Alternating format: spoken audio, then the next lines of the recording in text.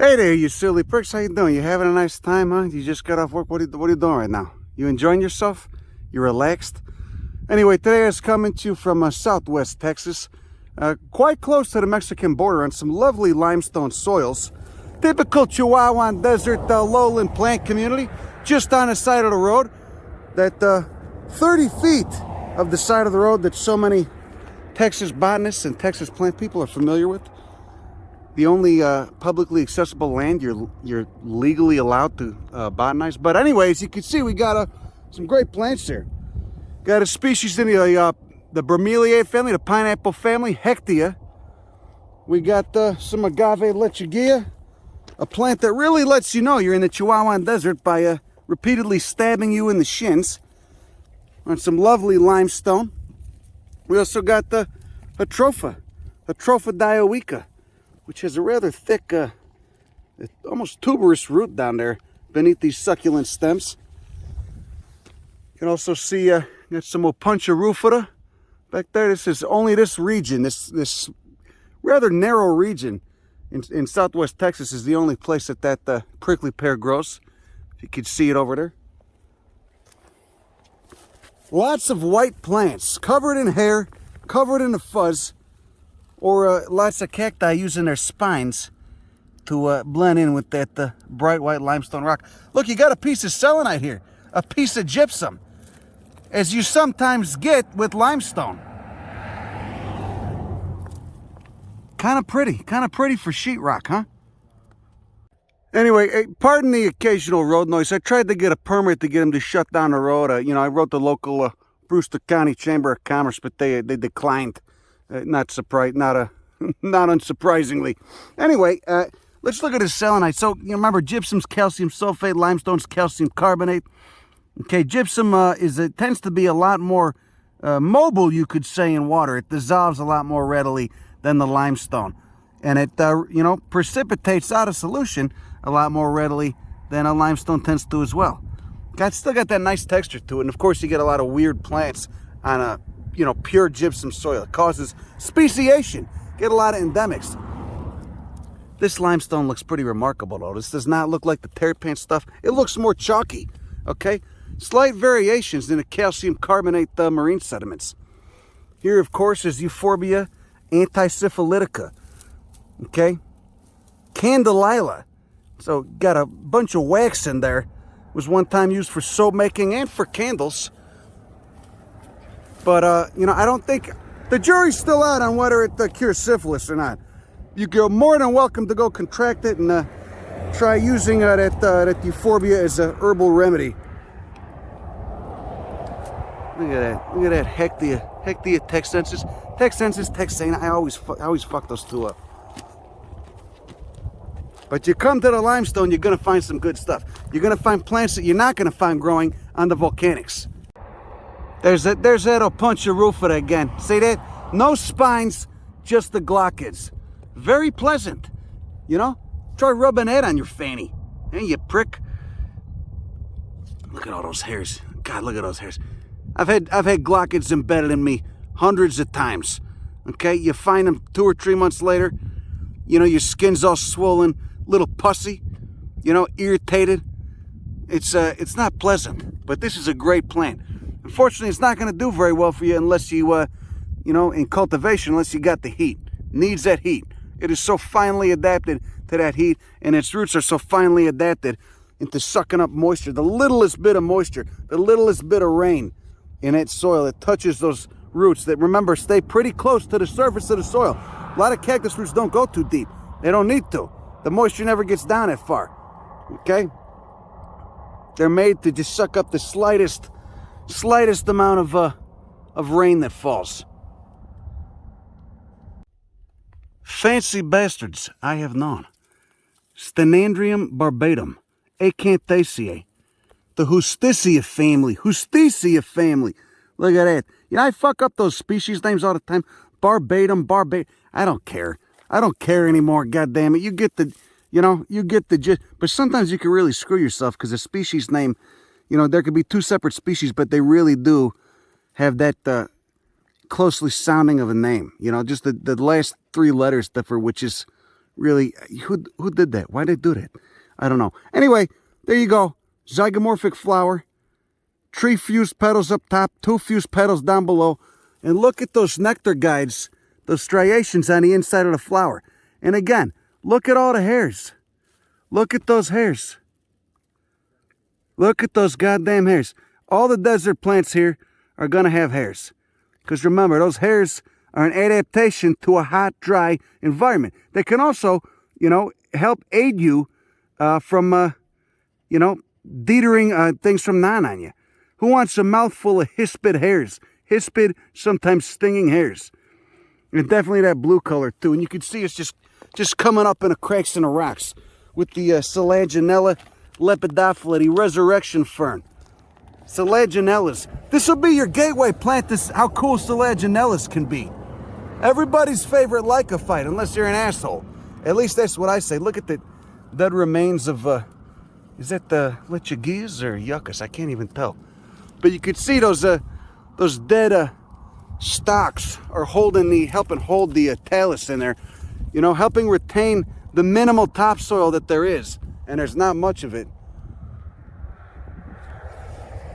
Again with the road noise. You don't mind, do you? Alright, now you hear me talking about crypsis and cacti a lot. Crypsis is just basically the ability to hide, to camouflage yourself so well that things that would want to eat you can't. And, you know, most cacti, I mean, you think of cacti, you think of spines. You think of aggressive defense mechanisms. You don't think of the ability to hide. But a lot of cacti do this in both North and South America. And this is one of the genera that does it best. This is in the genus Ariocarpus. And right there is the plant we're talking about. This is Ariocarpus physoratus. I think there's at least a dozen species in this genus. Ariocarpus scapharostris probably practices crypsis better than any other. That one grows down in Nuevo Leon, Mexico. I was standing right on top of it and I couldn't even see. I mean, I had no idea they were there. I had to brush away the soil. They just hide that well. So there you go. There's the plant. Most of the stem, basically all the stem, is underground. The apical portion of the plant is flush with the ground and blends in perfectly with this limestone talus. And you'll only ever find this plant growing on limestone. You'll never find it on granite soils. You'll never find it on rhyolite. You can see that the beige cuticle is kind of giving it away. See how it's dying? It's dying on the outer margin. It's because, you know, I mean, you could say Texas has been in a drought. The desert's kind of always in a drought, but you still get seasonal moisture. At least here in the Chihuahua desert, you'll get these, you know, in an ideal year, you'll get summer monsoon rains, you know, coming mostly from the east, from those warm Atlantic waters, sometimes from the south, but you know, they have not been getting those very much in the last decade or so. A lot of these Ariocarpus are dying. This population seems to be hanging in there pretty good. What you're looking at right there is probably, you know, a 50, 60-year-old plant at least. Look at it. Look at the texture on it. Look where it's died. You can get an idea. Look at how thick that cuticle is. That thick, it feels like plastic. It kind of feels like that biogenic plastic, that biodegradable plastic. Just so thick. And again, just preventing moisture loss. You know, but it's sad. I mean, this thing is not, I've seen them a lot healthier. Normally you shouldn't even see that outer piss beige colored cuticle all dead like that. It should all be gray. This thing right here is just like a battery. I use that analogy all the time. Cacti are just like batteries. Just little storage containers of carbohydrates and water. And that's what allows them to just sit here waiting for a rain for a year and a half. And then the first drop that hits those roots, which are not far beneath the soil, that boom, they just suck it up like a dry sponge. What was that? Oh, she was sitting down. I think maybe she sat on a spine or something. Anyway, so these things just, you know, you'll see a plant, you'll take 6 steps away, and come back to where you were, and you won't be able to find it again. It's happened many times. But in the fall, when these things are blooming up, you'll just see a pink flower. You'll just see pink flowers poking out of the whole hillside, just scattered. I've seen it before 2 or 3 times. It's a pretty wonderful thing to see. Pretty goddamn magnificent. It's one of those, it's like the analogy for seeing Ariocarpus fisuratus in bloom, or any Ariocarpus, I imagine, is like having a nice cocktail at the end of a long, shitty day at work. Kind of analogous to that feeling. Just a nice, Anyway, there you go, Ariocarpus fisuratus. Interesting to see this guy right here, Cobrilinia spinosa, orders Brassicales, family is namesake, it's Cobrilineaceae. You know, but you see this guy in South Texas, which is a much different climate than this. It's still hot as balls, but it's a little bit more music. You get a lot more rain than you do here. You also get that one of those hectias in South Texas, different species though. You get Hectia glomerata in South Texas. This is Hectia texensis, or texana, whatever the shit. Who cares? Texas something. Look at that guy. That's what you call a tetranob. I know a couple tetranobs myself. Look, but again, look at how white those. Look at it. You can barely see any green beneath there. Just those coda spines, all those radial spines. You know, you got the central spines serving as defense, the radial spines too, to an extent, but the radial spines are mostly protecting that epidermal tissue from that intense sun. That is a white plant. The whole plant is basically white. You could see the red pigments at the apical meristem of each one of these little nabs. Oh, looks like he's about to flower right there. See that red pigment, the betalains? It's a fresh tissue, so he is actively growing. Look at that. Look, nice broom. Beautiful. Euphorbia antisyphilitica. I love that name. I love that species name. Everybody had syphilis back in the day. Everybody was, had the rash and the itching and burning.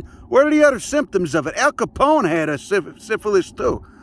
He's buried like 2 or 3 miles from my mom's house. Frat boys are always leaving cigars on his grave. Anyway, so look at this plant. This is a rather small one. I've seen them where they form a damn colony, 14 feet across. Spectacular bastards of the desert. That's another book I'm going to have coming out. Going to have a lot of money shots in there. Okay? Got a shot of my groin in a thong at the end, too, just to make all you wretch. Okay? Just so you know we're on good terms. Anyway, look at the flowers. You can see, they're not blooming right now. Those are dead. But you could see this guy doesn't even have any leaves. Just photosynthesizes totally out of that stem. He's got the farina on there. He's got the farina on the stem. That blue cuticular wax almost comes off. And again, that's why that wax was why they were trying to make, they were making soaps and shit. They were making balms. They were making everything for their Etsy stores back in the day. They'd make a wax in their bathroom out of using pots and pans, and they jack the price up, 800% and sell it to dupes on Etsy and whatnot. Looks like he's starting to get some buds right there. Look at that. Anyway, this is one of my favorite plants of the Chihuahua desert. You get some really cool stem photosynthetic euphorbias all over the world in hot climates, hot, dry climates. But the ones I'm familiar with are in North America. Check out Euphorbia lomellii in Baja. That's about 4 feet tall, and the stems are much thicker. Incredible flowers on that guy, too. There you go. There's your idyllic Chihuahua desert scene right there. Chihuahua desert plant community. All those little brown globs. Those are all the Selaginella lepidophylla, the resurrection ferns. Of course, in a dry, dormant state. Not dead, just dormant. You got your Agave lechugilla up there. The one that stabs you in the shins. You got your Hectia texensis. You even got your creosote. Very common zygophyllaceous bastard.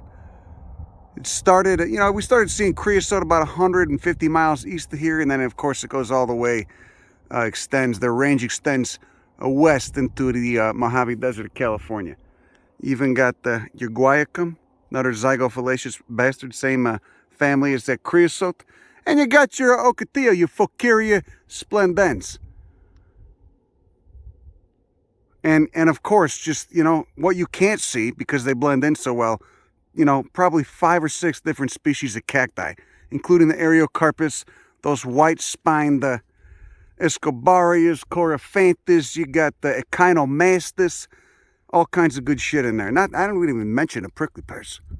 Oh, that's nice. I just pulled a gnarly spine out of my knee that it had been there for quite some time, for 2 or 3 weeks. It was, you know, it was painful for a while, but I just kind of equated it with the normal pain of being alive. But then I actually went in there, dug in there with my knife and pulled this fucker out. I thought that was the spine I got today. It wasn't, judging from all the pus that came out. Just another day in the life of doing a desert botany. Selaginella, the resurrection fern. You know, the first time I ever saw this plant that was being sold on a street corner in New Orleans, you know, and of course those are not going to survive. You're not going to, you know, you can't recreate the Chihuahua desert, the humidity, the heat, that type of dry heat in New Orleans. But, you know, it was an oddity for people. So they'd put them in a little bowl on their kitchen table. The things would open up, come back to life, and then be dead in 5 days. Oh, look at that. That completely white cactus, that Mammilaria pottsii, is actually in bloom. And there's the little flower. Just a tiny little flower. So many tiny flowers in the desert. Because again, remember, we're trying to minimize moisture loss. We're trying to minimize transpiration. You prick, did you even remember that? God, the fucking road noise is really, you don't mind, right? It's probably just bothering me because I'm neurotic, but maybe not you. Look at it. Look at how many spines you got. How many radial spines? Probably 20 to 30 radial spines. And of course, those central spines have the distal ends with that red betalain pigment in them. Let's look at that little flower. What do you think pollinates that? Tiny desert bees.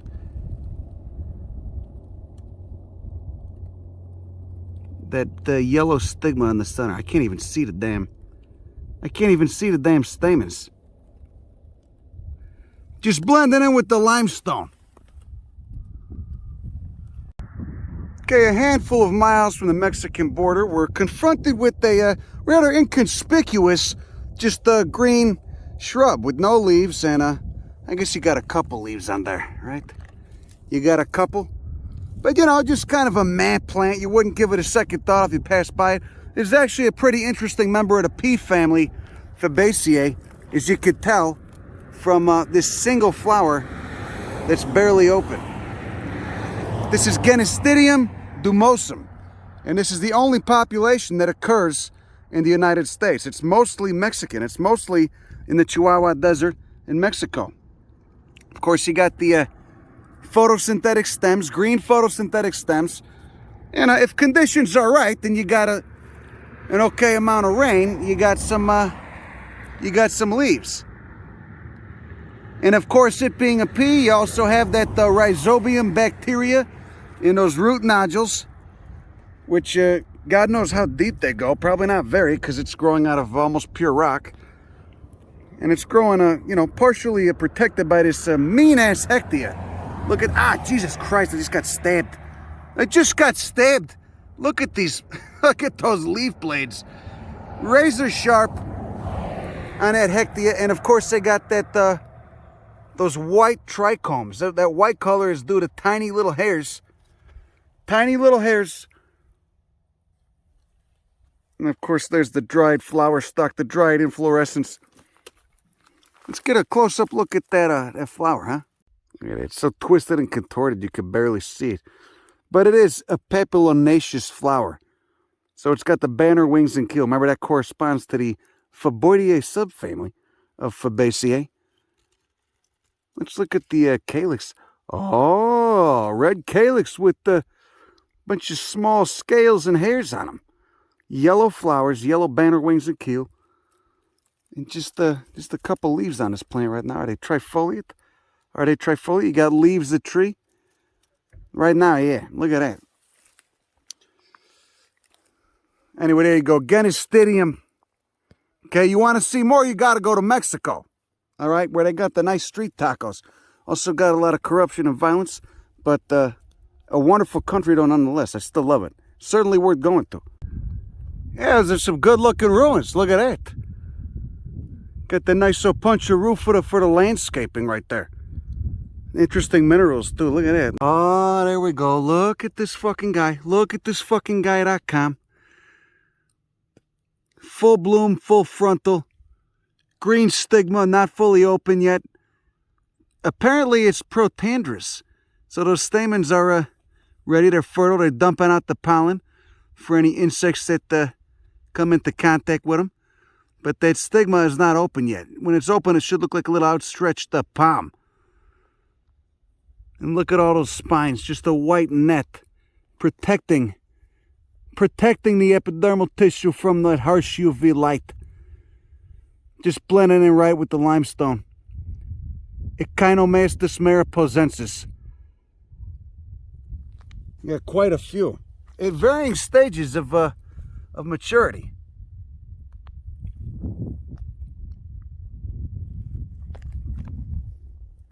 What happened there? Did a guy get stuck in, or is that just the old flower? I can't tell.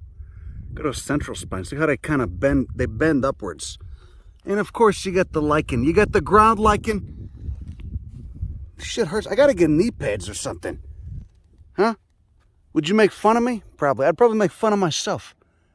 Oh my God. There's an Ariocarpus too. There's an Ariocarpus right here. My hand was right by it. I didn't even see it. Look at that. Masters of camouflage. Masters of hiding. I'm here to change your whole opinions about cacti. They're not just armed with the spines. They're good at the camouflage. So efficient at mimicking one's own environment. I've seen one species of cactus, I believe it was a lobivia, down in northern Chile. The spines resembled blades of grass. It just looked like a little mat of bunch grass. It's so impressive. Plants, you know, the more you learn about these bastards, the more blown your mind gets. Stop blowing your mind. Stop blowing my mind, asshole. Oh, look at this guy. Look at this fucking guy. The Look at This Fucking Guy calendar. The Look at This Fucking Guy podcast. Just coming up right next to the zinnia, the composite. Mammilaria lechugilla. Look at that. You know, so many of them look similar when they're not in bloom. You really got to get in there and look at those central spines, radial spines. Oh shit, there's a fossil. Look at that. A fossil from a Cretaceous sea. Little bivalve fossil. How about that? But yeah, when they're not in bloom, you know, you really got to get in there and just look at them. You look at the spines, compare them. They could be so hard, but then, of course, when they're flowering, they just give it away. Look at the striations on that flower, the nectar guide. The nectar guide for any pollinators. Here's a nice money shot for you right there. There's another guy sandwiched in between the rocks. There's another Ariocarpus right there. Another Ariocarpus. Look at that. You got green down there. Got to put the rocks back so you could... Look at this guy. Look, they're everywhere. Everywhere. You'd never know. Look at that. You'd never know. You really got to look. What looks just like a barren, dry environment. Is that a little seedling? That's a little seedling right there. It's a little Ariocarpus seedling. Look at that. It just looks like a little green blob. Should put some rocks around it to protect that poor bastard. You think it's just a barren, dry environment? You know, who gives a shit if we build a solar field here or whatever stupid shit? There's nothing going on. You know? Woe is you. Look at this polygala. Polygalaceae is the family on these. Tiny purple flowers.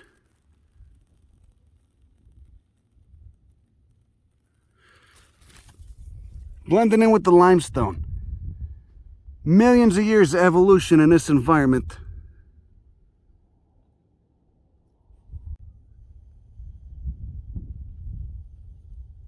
Look at that mam. Ariocarpus right there. Ariocarpus right here. There's a seedling. There's a little seedling Ariocarpus. How old is that? It's probably a year or two old, that little guy.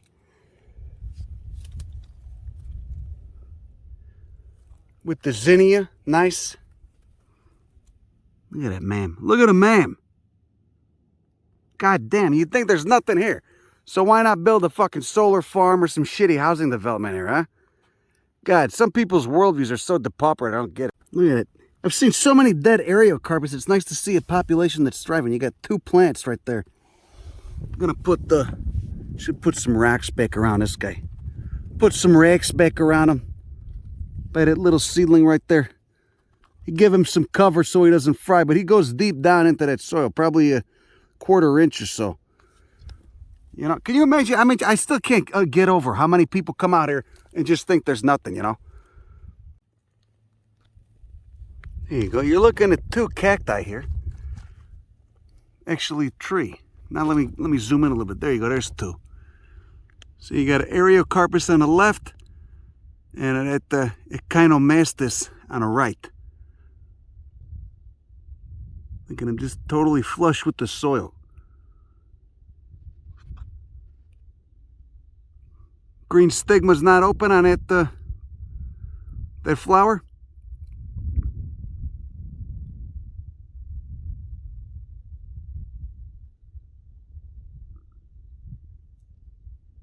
So I was down here laying on the ground trying to get shots of that polygula with those tiny purple flowers right there. Just this little bunch, this little just cluster of leaves. And I look right here, and right there is a damn Ariocarpus. Didn't even see it. You'll be laying right on top of these, and you won't even see him. Little Ariocarpus. Also got a little Mammilaria right there. The cactus diversity in this area of Texas is incredible. God damn it, even the grass here is cool. Look at this guy. Gateway drug to grass. Maybe, well, I wouldn't go that far. No, there's some cool grasses out there. Just, you know, horticultural atrocities have just turned me off them. Look at those. Look at the glooms. Look at the glooms. Look at a little, you could see a little anthers poking out of this guy right there. See those little white rads poking out of that red bract? And you got a Mammilaria right there. Look at that guy. Beautiful color to him, too. Just, you could tell he's just totally adapted to this harsh, exposed, open, dry limestone.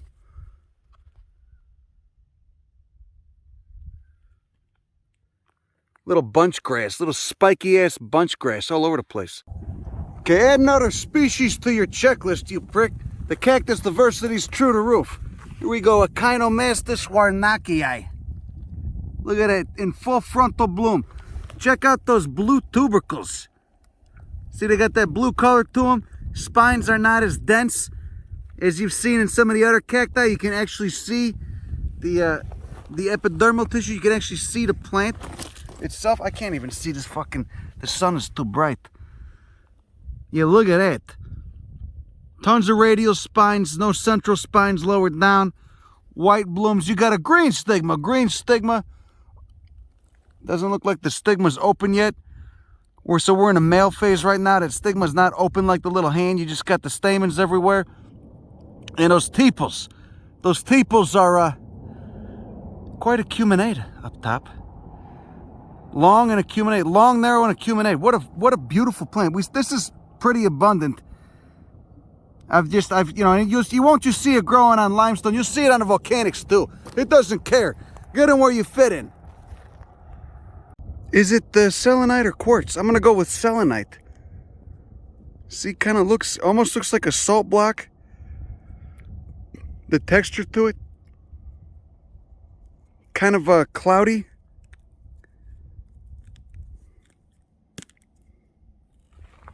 Calcium sulfate. You know, it's actually not too bad out today. It's kind of pleasant. It was 102 degrees 2 days ago. Today it's about 75. Now, of course, when you're in the sun, you're just cooking, but you know, you get a nice breeze. It's not so bad. It's not so bad. They say that in Chicago a lot. It's not so bad. But often when they're saying it, it actually is kind of bad. Look at this. It's like a little wild petunia. Cactaceae is the family there. Got a zygomorphic violet corolla. We got the opposite leaves. Let's see. Yep, you got opposite leaves. And just a bunch of tiny hairs on those leaves too. Little hispid hairs, little stiff little hairs. Salverform corolla. See that? Like a little trumpet. A little funnel. 5 fused petals with the nectar guides. Look into my periant.com. You can just barely see the stamens in there. How about that?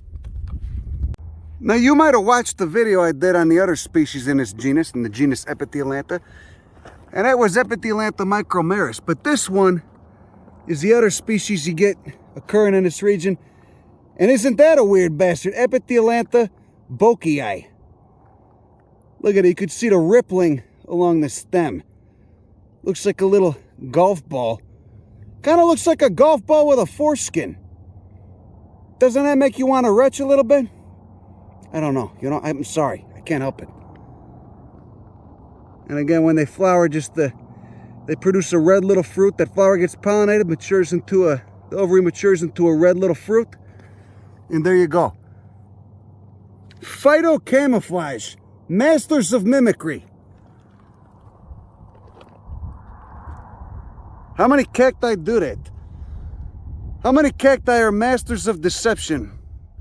Of blending in with their environment? I bet 100 species at least. How many Epithelantha bokei are out there? How many do you think you're looking at right now? 100, 200?